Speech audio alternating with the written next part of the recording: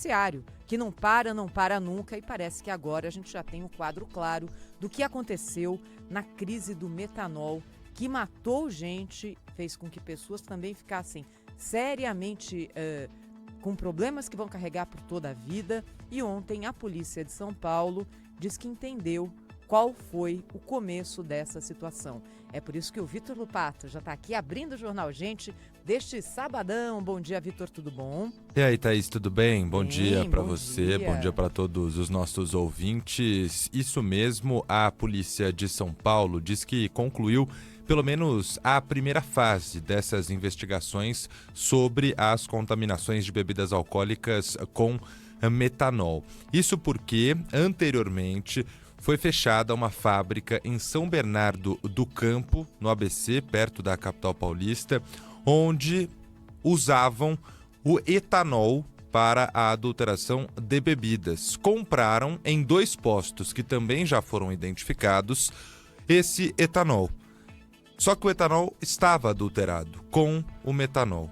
E aí, na falsificação do combustível, também se falsificou bebida alcoólica destilada nessa fábrica que foi fechada em São Bernardo do Campo. Ontem, uma nova operação da Polícia de São Paulo cumpriu 7 mandados de busca e apreensão em endereços ligados à dona dessa fábrica de bebidas, porque querem agora entender quem fornecia todos esses produtos a ela, mas a polícia acredita que o epicentro dos casos em São Paulo, pelo menos os confirmados até agora, estão de bebidas que saíram dessa fábrica. São 2 mortes na Moca, no mesmo bar da Moca, e um outro caso na Saúde. Então, 2 bairros de São Paulo que não estão próximos um ao outro e que têm casos confirmados de intoxicação por metanol de bebidas que saíram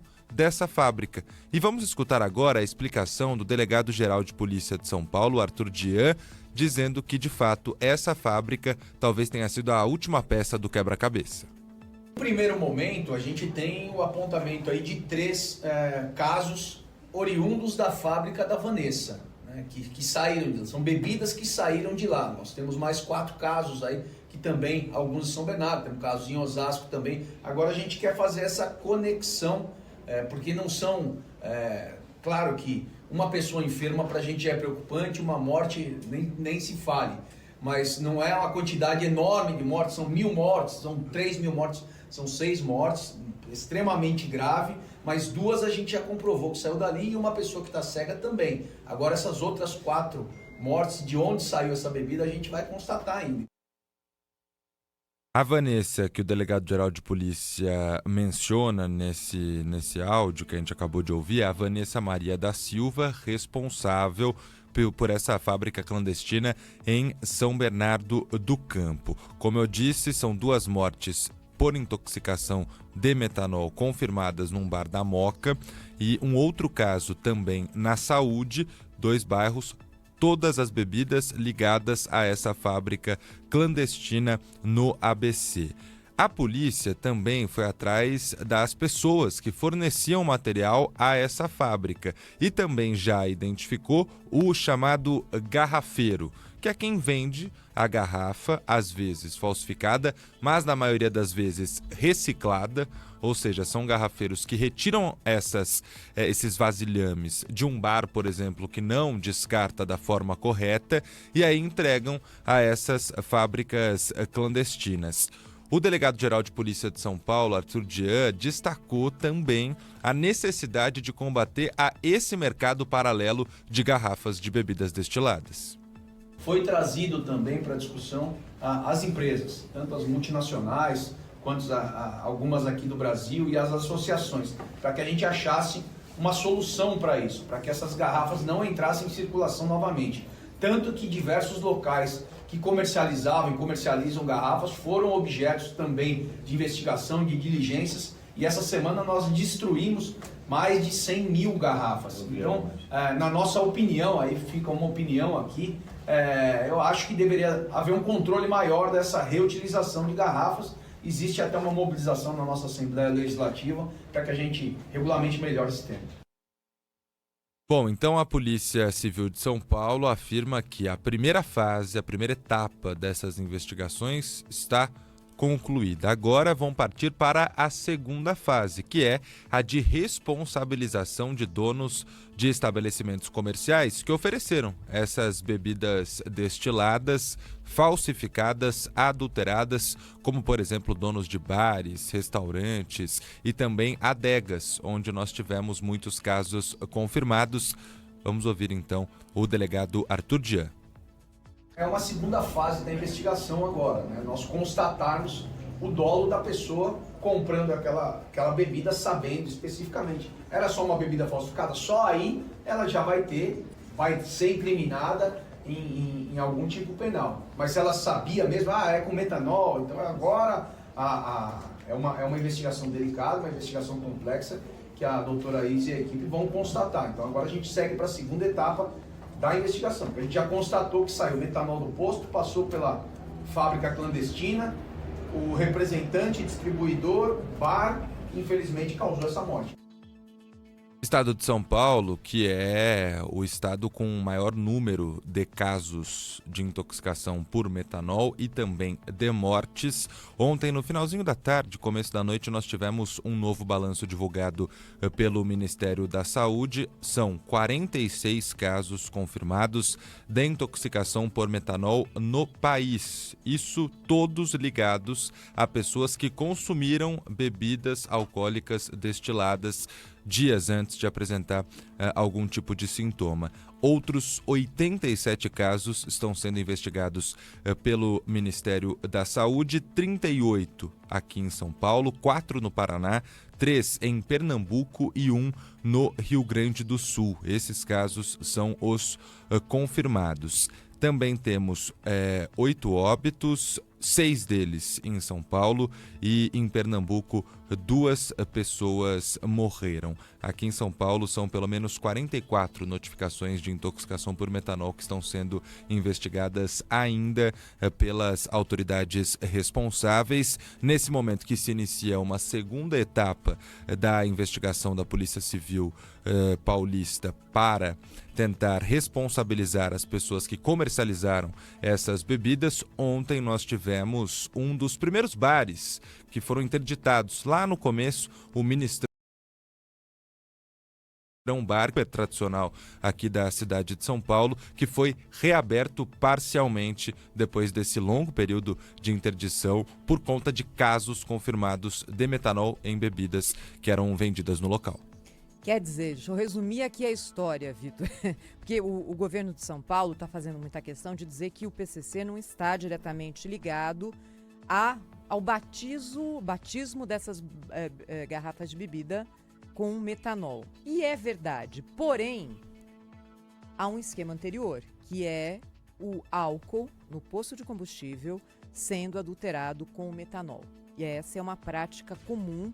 Segundo aquelas investigações que aconteceram há mais ou menos 2 meses, aquela grande operação contra o crime organizado, principalmente em postos de gasolina, Vitor, tem posto usando 95% de metanol no etanol. Por quê? Porque é mais barato, ele vem do gás, ele não vem da cana-de-açúcar, ele é fácil de ser fabricado e, basicamente, se você vende uma coisa que é mais barata com o preço de uma mais cara, você tem lucro. Então, essa é a adulteração onde há, sim, envolvimento do crime organizado, porque tem toda uma cadeia ligada nessa produção e nesse nesse esquema de adulteração. E aí tem também a ação criminosa, não ligada ao crime organizado, mas criminosa, de gente que adultera bebida e vende para bar, restaurante, para todo canto. Tanto que a gente viu casos de contaminação em outros lugares, porque essa bebida se espalhou de alguma forma. E aí a pessoa que fazia essa adulteração pegou o etanol para adulterar a bebida no posto que usava metanol. Basicamente é isso. Enfim, é um caso grave que revela duas coisas juntas, né? Que ainda tem metanol sendo usado em posto de gasolina e que tem muita gente adulterando bebida. E se tem gente adulterando e ganhando dinheiro com isso, é que tem gente comprando também. E aí eu duvido que quem compre uma garrafa de bebida que custa 500 por 100 não saiba que tem alguma coisa minimamente errada, né? E você falava sobre a quantidade de metanol por litro de etanol nos postos de combustíveis. Chega a 95%. Chegaram a testar bebidas destiladas que seriam comercializadas e ainda bem não chegaram à ponta, não chegaram a intoxicar ninguém que bebeu, mas que era praticamente meio a meio. Tinha metade de metanol. Meu Deus. Sendo que a gente fala em... Sendo que não pode ter nem etanol, quanto mais metanol, não é isso? E aí parte para essa outra história que é uma fábrica em São Bernardo que funcionava há um tempão, não é a única, mas que usa etanol. Então quer dizer que se você vai num bar, você vai tomar etanol. A mesma coisa que põe no carro vai estar ali numa bebida alcoólica. Então é importante também esse aumento na fiscalização causado, claro, por esses casos de intoxicação de pessoas com o metanol, mas que agora com certeza vai ser um pouco mais rígida fiscalização por bebidas adulteradas em geral, que é um mercado que acontece há anos, infelizmente, aqui no Brasil. É verdade. Você sabe que a gente ouviu aqui no Jornal Gente, Vitor, o representante do setor de bebidas, né, falando sobre adulteração. E os números são impressionantes. Segundo o cálculo dessa entidade, pelo menos 30% do que é vendido hoje como bebida alcoólica destilada no Brasil é adulterada. 30%. É muita coisa. E existem ali os campeões de adulteração, acho que porque é mais difícil de ser percebido, enfim. Essa questão eu já não sei dizer. Mas vodka e gin. Vodka e gin, assim... quem fabricante legal e quem atua no Brasil são os gigantes multinacionais desse setor. São empresas que atuam no mundo inteiro e atuam aqui no Brasil também. E olha, vão ter que fazer de alguma forma uma pressão muito grande porque o setor sai prejudicado, não é? Depois de uma crise como essa, é claro que se levantou uma dúvida sobre o que as pessoas estão bebendo, principalmente quando essas bebidas são diluídas. Você põe numa caipirinha, põe uma fruta, põe um açúcar, tal, engana, né? E o metanol ainda pode deixar a bebida um pouco mais doce. Os médicos alertam para isso, porque ele não tem gosto, não tem cheiro, não tem cor, é impossível de ser identificado por qualquer consumidor de um bar, por exemplo. Mas, se der alguma alteração no gosto, vai ser para deixar mais doce. Então ninguém nunca desconfiaria dessa situação. E você falava sobre esses grandes players, né? Essas grandes empresas que hoje distribuem a bebida destilada original aqui no Brasil, são essas empresas multinacionais. Já conversamos aqui na Rádio Bandeirantes também com o representante da Associação Brasileira de Bebidas Destiladas em específico, e o grande recado é esse, é o seguinte: olha, nós temos sim um mercado 100% seguro. O problema está no mercado paralelo. Se você for lá na nossa fábrica, vai estar tudo certo. Agora, a grande questão é como que a gente fiscaliza esse enorme mercado paralelo que se construiu ao longo dos anos aqui no país. Olha, se tem uma coisa... Tá difícil achar alguma coisa boa nessa história, né? Porque a gente está falando de vidas que foram perdidas, de gente que ficou gravemente ferida e vai ter a vida inteira, vai se arrepender de ter tomado aquela caipirinha no bar XYZ. Mas é o fato da polícia ter descoberto, Vitor, que isso acontecia... Essa contaminação partiu de um lugar, ou seja, no caso não do etanol, mas do metanol, que é o produto fatal, partia dessa fábrica clandestina em São Bernardo do Campo. De alguma forma, essa bebida se espalhou. Mas quando você identifica o ponto de partida, fica mais fácil rastrear para onde a bebida que saiu de lá foi e impedir que outras pessoas sejam contaminadas, né? E agora também, além da fiscalização a essas fábricas de bebidas, que, claro, nem todas são clandestinas e nem todas fabricam bebida adulterada, mas também uma grande fiscalização em relação às garrafas, porque nas bebidas destiladas, as garrafas têm características muito específicas. Não é fácil você produzir uma garrafa de vodka, de uísque. Por segurança que as empresas fazem isso. Exatamente. Elas têm curvatura, elas têm tamanho diferente ao longo da garrafa. Algumas têm até umas bolinhas embaixo, né, realmente feita de vidro ali para conseguir diferenciar. Só que, muitas vezes, o descarte é feito de forma irregular. Então, o bar usa essa garrafa original e deixa ali para fora aqueles engradados de garrafa vazia.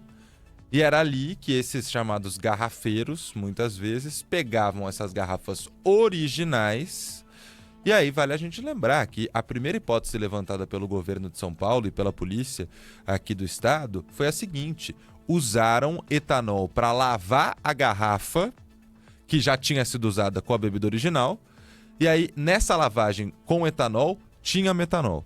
Agora descobriram que não, que de fato o etanol foi colocado e que o etanol tinha metanol de fato. Mas a primeira hipótese era essa, porque existe esse mercado de, diríamos que reciclagem, que é irregular, mas de garrafas de bebida alcoólica. É um crime, né? Isso é um crime, até porque coloca a saúde das pessoas em risco. Bem, deixa eu agradecer aqui ao Vitor Lupato.